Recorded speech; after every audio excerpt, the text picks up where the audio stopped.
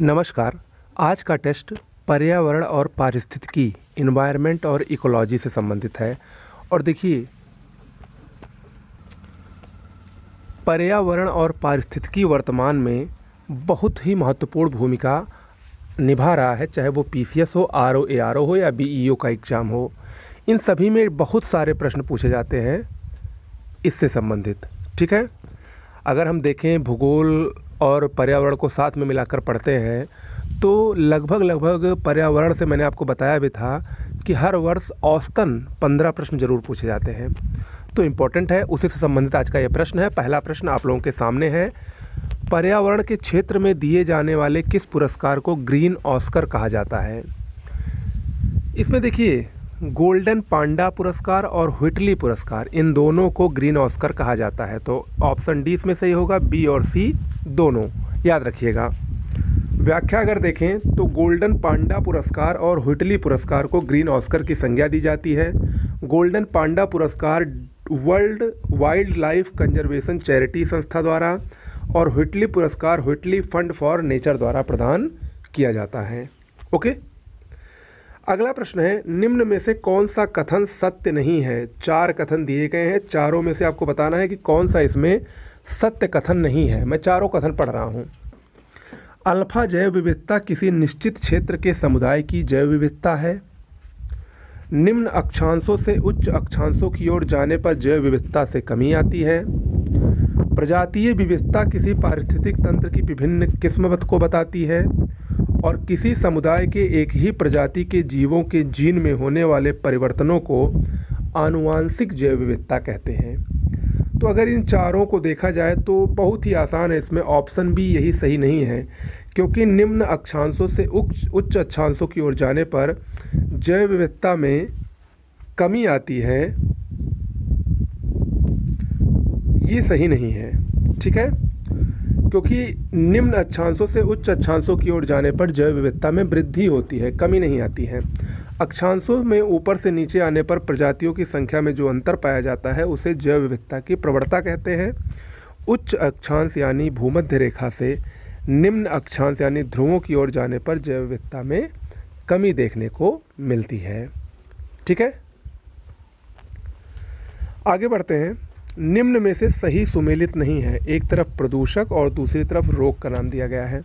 देखिए, नाइट्रेट की कमी से ब्लू बेबी सिंड्रोम होता है, बिल्कुल सही है। फ्लोराइड फ्लोरोसिस के लिए है, आर्सेनिक ब्लैकफुट। लेकिन सिलिकोसिस जो है ये सल्फर डाइऑक्साइड नहीं है। ठीक है, इससे क्या होता है? सिलिकोसिस सिलिका और एस्बेस्टस के धूल कणों से होने वाला रोग है और सभी सही सुमेलित हैं।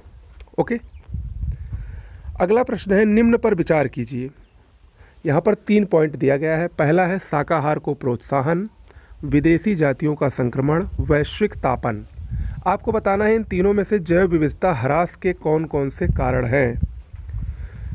शाकाहार को प्रोत्साहन, ये जैव विविधता ह्रास का बिल्कुल कारण नहीं है। ठीक है, क्योंकि शाकाहार को अगर प्रोत्साहित किया जाएगा तो जीव जंतुओं को मारा क्यों जाएगा? पहली बात, सीधी सी बात। विदेशी जातियों का संक्रमण, ये जैव विविधता ह्रास का बिल्कुल कारण है। और वैश्विक तापन तो है ही। तो यानी ऑप्शन 2 और 3 यही है। तो यानी बी इसमें सही होगा। आंसर को देखते हैं। देखिए, बी इसमें सही है। दिए गए विकल्प में विदेशी जातियों का संक्रमण और वैश्विक तापन जैव विविधता ह्रास के प्रमुख कारण हैं। उदाहरण के लिए अमेरिका से गेहूं के साथ आयातित कांग्रेस घास, गाजर घास तथा मैक्सिको से लाया गया शोभाकारी पौधा लेंटाना भारतीय जैव विविधता के लिए खतरा उत्पन्न कर दिया है। ठीक है, आगे बढ़ते हैं। अगला प्रश्न, संकटग्रस्त सूची में शामिल संगाई या थामिन मृग जिसको कहा जाता है, भारत के किस राज्य में पाए जाते हैं? देखिए, जो थामिन मृग है या संगाई हिरन जिसको कहते हैं हम लोग, ये मणिपुर में पाए जाते हैं। ऑप्शन ए इसमें सही है। संगाई या थामिन मृग मणिपुर में पाए जाते हैं। या मणिपुर के कैबुल लामजाओ राष्ट्रीय उद्यान जो कि लोकटक झील में स्थित है और ये भारत का एकमात्र तैरता हुआ राष्ट्रीय उद्यान है। ठीक है, उसी में ये पाए जाते हैं। यह मणिपुर का राजकीय पशु भी है। इसे डांसिंग डियर भी कहा जाता है। ठीक है, नाचने वाला हिरन। अगला, भारत के समुद्री संरक्षित क्षेत्रों में निम्न में से कौन सा सही सुमेलित नहीं है। देखिए, समुद्री संरक्षित क्षेत्र है, मालवन समुद्री अभयारण्य महाराष्ट्र में है, बिल्कुल सही है। सैंडी द्वीप अभयारण्य दक्षिण अंडमान में है, बिल्कुल सही है। कोराव अभयारण्य गोवा में है, बिल्कुल सही है। लेकिन हॉलिडे द्वीप अभयारण्य ये तमिलनाडु में नहीं बल्कि पश्चिम बंगाल में है, याद रखिएगा। और शेष तीनों सही सुमेलित हैं। हॉलिडे द्वीप अभयारण्य पश्चिम बंगाल में अवस्थित है। ओके, अगला प्रश्न, निम्न में से किस प्रकार की प्रजातियां पर्यावरण परिवर्तन के लिए अत्यधिक संवेदनशील होती हैं। ये हैं की स्टोन प्रजातियां। ऑप्शन ए इसमें सही होगा, की स्टोन प्रजातियां। सॉरी, इसमें ऑप्शन ए नहीं बल्कि ऑप्शन सी सही होगा, संकेतक प्रजातियां। इसकी व्याख्या हम लोग देखते हैं।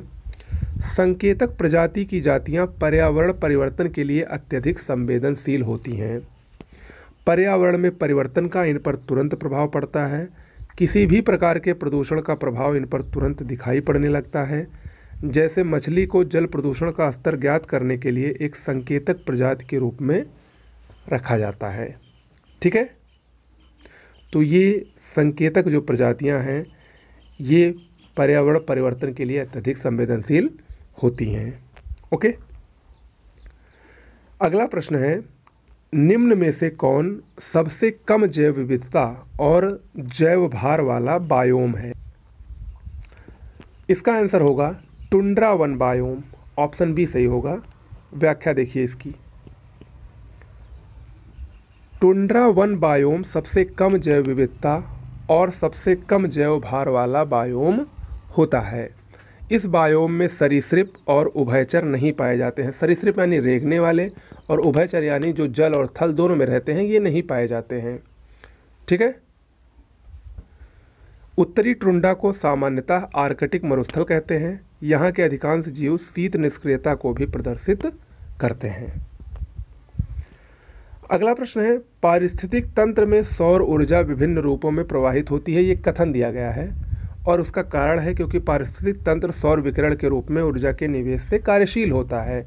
आपको बताना है कूट से कथन सही है कि कारण गलत है, कि कथन गलत है कारण सही है, कि कथन कारण दोनों सही है और कथन कारण की सही व्याख्या करता है, कि कथन कारण दोनों सही है और कथन कारण की व्याख्या नहीं कर रहा है। तो इसमें ऑप्शन डी ही सही है क्योंकि कथन और कारण दोनों तो सही है लेकिन उसकी एग्जैक्ट व्याख्या नहीं हो पा रही है। देखिए, कथन कारण दोनों सही हैं लेकिन कारण कथन की व्याख्या नहीं करता है। पारिस्थितिक तंत्र सौर विकिरण के रूप में ऊर्जा के निवेश से संचालित और कार्यशील होता है तथा विभिन्न पोषण स्तरों में सौर ऊर्जा विभिन्न रूपों में प्रवाहित होती है। 4 पोषण स्तर होते हैं, 1 2 3 4, और इन सभी में जो सौर ऊर्जा होती है वो अलग अलग रूपों में प्रवाहित होती है। किसी में ज़्यादा जाती है, किसी में कम जाती है, यानी एक स्तर से दूसरे स्तर में ऊर्जा का क्या होता जाता है, ह्रास होता जाता है। अगला, ऐसी अन्योन्य क्रिया यानी इंटरैक्शन जिसमें एक प्रजाति को लाभ होता है और दूसरी प्रजाति अप्रभावित रहती है, उसे क्या कहते हैं। बहुत बार ये पूछा गया है, बहुत ही महत्वपूर्ण प्रश्न है। इसको सहभोजिता कहते हैं। ऑप्शन सी इसमें सही होगा। इसकी व्याख्या समझिए। ऐसी अन्योन्य क्रिया जिसमें एक जीव को लाभ होता है और दूसरी अप्रभावित रहती है सहभोजिता कहलाती है। ऐसी क्रिया जिसमें एक जीव को लाभ पहुंचता है और दूसरे को हानि होता है उसे परजीविता कहते हैं। दोनों याद रखिएगा, अगर एक को लाभ हो रहा है और दूसरे को न लाभ हो रहा है न हानि हो रहा है यानी वो अप्रभावित रहती है तो उसे तो सहभोजिता कहेंगे, लेकिन अगर एक को लाभ हो रहा है दूसरे को हानि हो रहा है तब उसे परजीविता कहा जाता है। दोनों में अंतर है, याद रखिएगा। ओके, तो आज के लिए इतना ही। कैसा लगा वीडियो ज़रूर बताइएगा। ऐसे ही आपको भूगोल, इतिहास, यूपी स्पेशल, पर्यावरण, करंट अफेयर्स, साइंस, पॉलिटी, सब के टेस्ट आपको लगातार मिलते रहेंगे जब तक पेपर नहीं हो जाता है। आप लोग हमारे साथ बने रहें। साथ में सुबह current affairs, daily current affairs के वीडियोज़ को ज़रूर फॉलो करें। नमस्कार।